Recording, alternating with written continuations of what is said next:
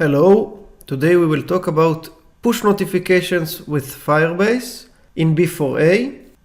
You can also use Firebase push notifications with B4I, and it is pretty similar. Push notifications is an OS feature available in both Android and iOS. The application does not need to run. This is a very common mistake. Developers think that they need to keep their app running in order to receive push notifications. What actually happens is that the OS receives the push notification, and in Android it wakes up our app, the Firebase service. We will soon see it.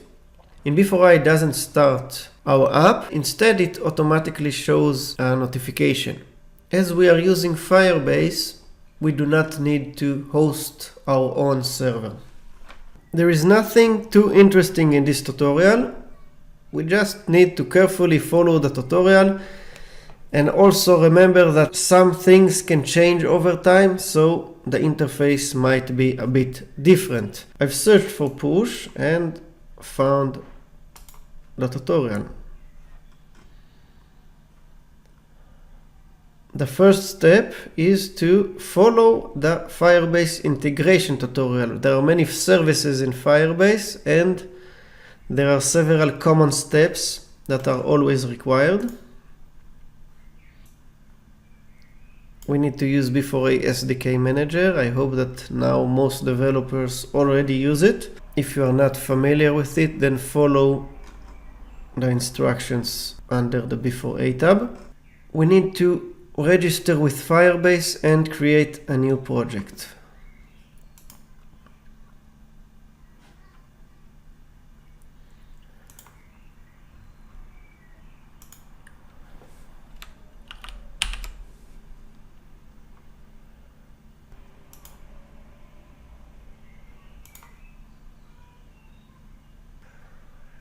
Continue.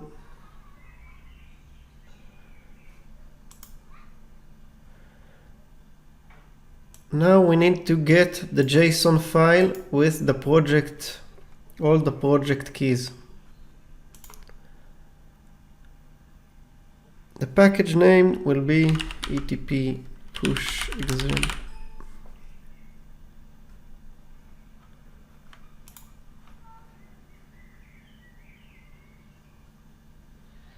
Download Google services.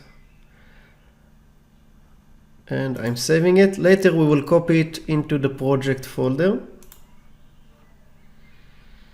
And this is not required. Back to the integration tutorial.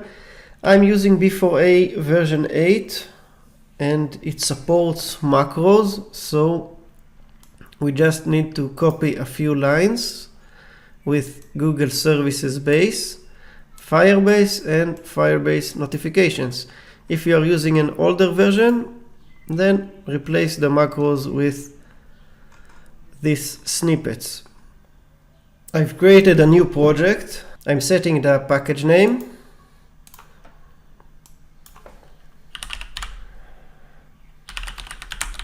The package name must match the package name set in the Firebase project. Manifest editor.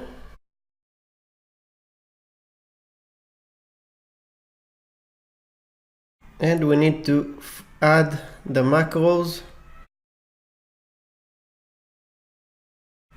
Google's Play Services Base.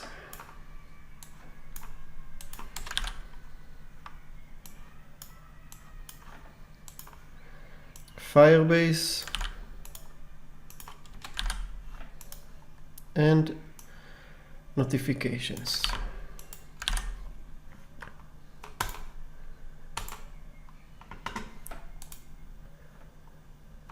Back to the Firebase notifications tutorial.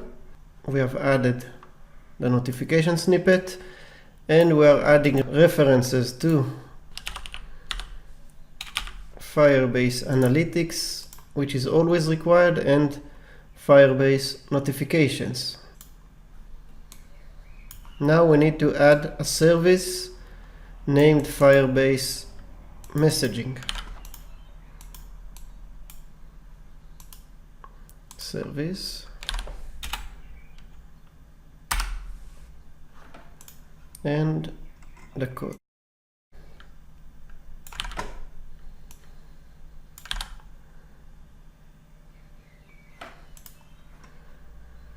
This sub will be called whenever a new message arrives.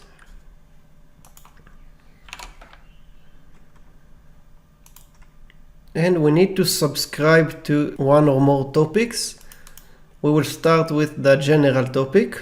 If it is not clear, you can change the code of this service. However, start with everything exactly like in the tutorial, and once it is working, you can modify it. We need to call subscribe to topics when our app starts.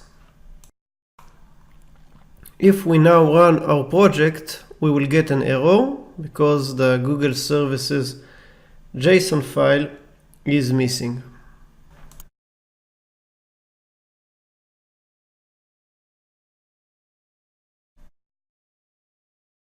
Copied it to the project folder. We are ready to run the program. It is better to test push notifications in release mode, because in debug mode it will not be able to receive the message once the process is killed. So I'm changing to release, and in order to be able to see the logs while using B4A bridge in release mode, we need to add bridge logger true. This enables the bridge logger in release mode.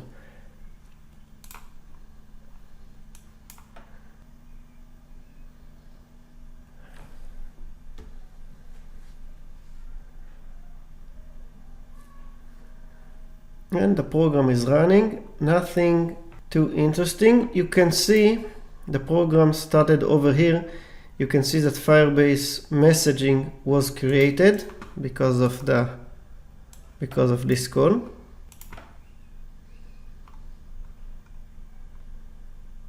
There are some messages in the unfiltered logs about Firebase. Now we want to send a message, a push message.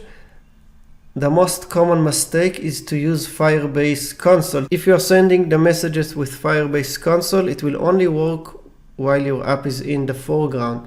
As I've previously said, you should follow the instructions carefully and it will work properly. So back to the tutorial.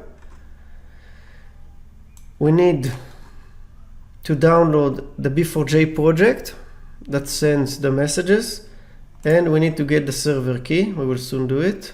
Let's download.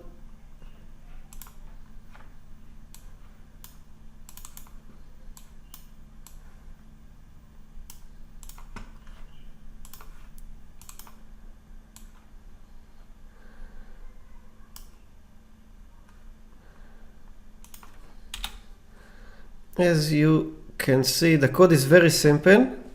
It just sends a HTTP message with the title and body. Now we need to update the API key.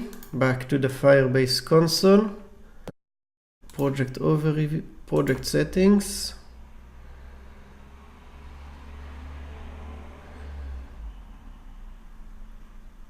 Cloud messaging. And this is the server key.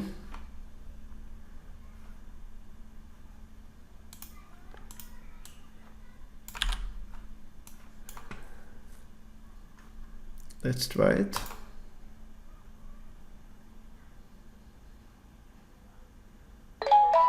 And it works. First, we can see here that job success is true. So we know that the sending part worked properly. If I change the key, let's try it again. Now we are getting an error. The request, the key was invalid.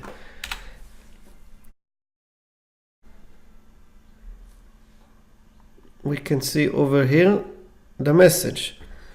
I can kill the running app and send another message. This is a new message.